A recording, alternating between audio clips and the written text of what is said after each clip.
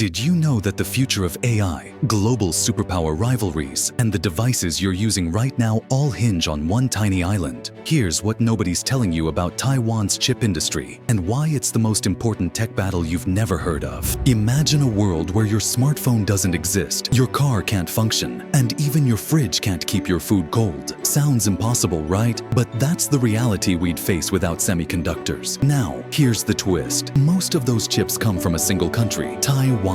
Not only is Taiwan leading the charge in cutting-edge technology, but it's also caught in the middle of a geopolitical tug-of-war that could change the future of tech and global power forever. Let's dive into how this tiny island became the chip-making powerhouse of the world, and what's at stake as we move into the AI era. Taiwan wasn't always the tech giant we know today. Decades ago, it was a struggling economy, far from the booming hub it's become. The chip industry seemed like a pipe dream. On top of that, its complex relationship with China has made its position on the global stage precarious, with Beijing claiming Taiwan as its own and the US stepping in as its protector. The island is more than a tech hub. It's a geopolitical flashpoint. And in this era of artificial intelligence, Taiwan's dominance in chip production means that every nation has a stake in what happens next. Let's rewind to the 1980s, when Taiwan planted the seeds of its chip industry. It all started with TSMC, Taiwan Semiconductor Manufacturing Company, founded by Morris Chang, a visionary with a knack for spotting future trends. TSMC introduced a revolutionary business model, focusing solely on manufacturing chips for other companies, instead of designing its own. That strategy worked like magic. By the early 2000s, TSMC was the go-to for tech giants like Apple, Nvidia, and Qualcomm.